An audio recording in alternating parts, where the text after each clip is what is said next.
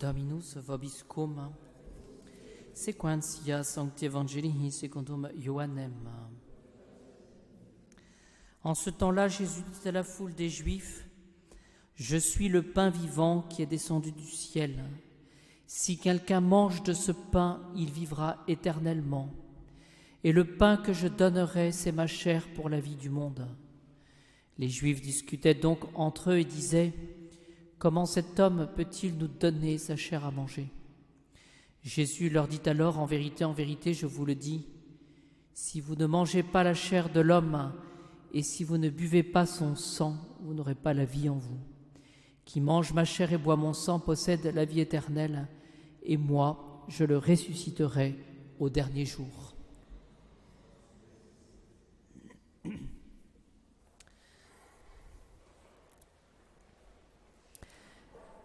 Pourquoi cette messe? Pour nous exhorter, bien chers amis, à demander la grâce au Seigneur d'être trouvés au moment de notre mort, d'être trouvés en état de grâce.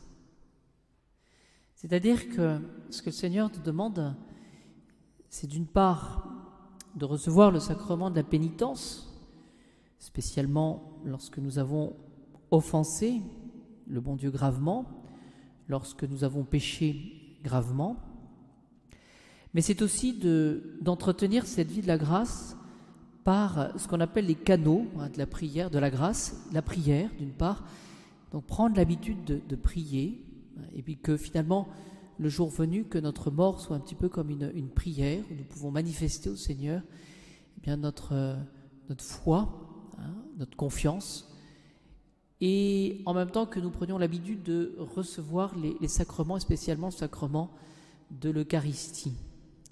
Le sacrement de l'Eucharistie, finalement, nous permet de mesurer, finalement, l'état de notre âme, en ce sens que si, d'aventure, nous ne pouvons pas communier, ou nous ne pouvons plus communier, c'est que notre vie n'est plus en accord avec ces engagements de notre baptême. Et donc, si c'est difficile de communier, si nous ne pouvons plus communier, eh bien nous pouvons déjà prier pour que le Seigneur nous donne cette force de changer de vie et finalement de retrouver l'état de grâce.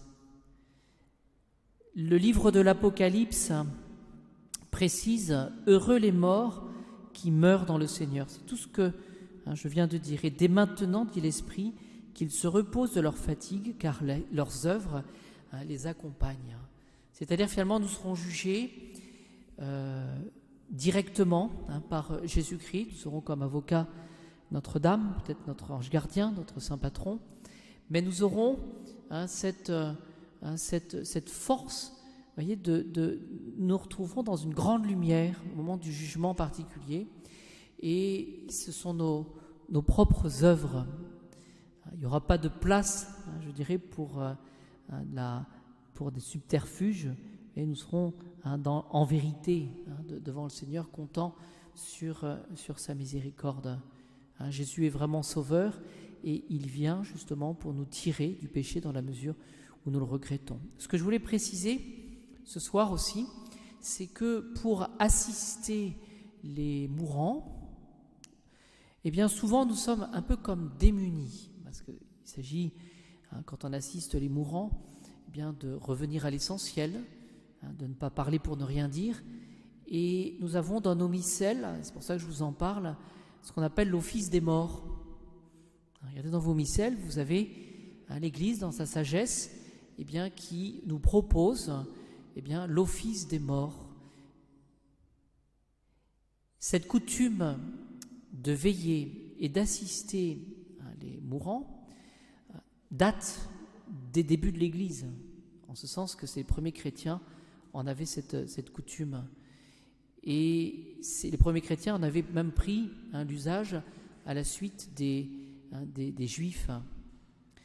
Et ce que nous pouvons dire aussi, il faut le préciser parce que cela se perd, pas partout, mais parce que maintenant dans une société peut-être on a tendance à mettre de côté, eh bien, le corps du défunt était lavé, il était préparé, il était parfumé, il était mis aussi dans un linceul avec des étoffes précieuses. Pourquoi? Parce qu'on respectait justement le temple, le corps qui avait été temple du Saint-Esprit. Et le corps était exposé dans la maison avec des flambeaux, et on récitait, donc avec l'office des morts, des prières, des chants aussi, et spécialement des psaumes. Les psaumes qui manifestent les sentiments de l'âme par rapport à nos défunts. Alors ma conclusion, demandons la grâce, oui, demandons la grâce pour nous-mêmes, de penser à la mort. Ce n'est pas morbide de penser à la mort, mais de penser justement à ce moment où le Seigneur nous prendra. Voilà, on peut dire que d'une certaine manière, la mort fait partie de la vie. Donc de penser à la mort et d'avoir ce souci aussi de nous y préparer. C'est un petit peu comme une conviction, dit le catéchisme. Il faut nous convaincre de la nécessité de nous y préparer. Parce qu'il y a une forme de crainte, une forme d'inconnu, et pourtant, le Seigneur nous demande de nous y préparer chaque jour, avec plus particulièrement cette sainte horreur du péché, le péché qui, justement, même véniel, nous éloigne du bon Dieu. Et puis prenons cette résolution de prier pour nos défunts, c'est ce que nous faisons ce soir, et de prier pour que nos défunts reposent en paix.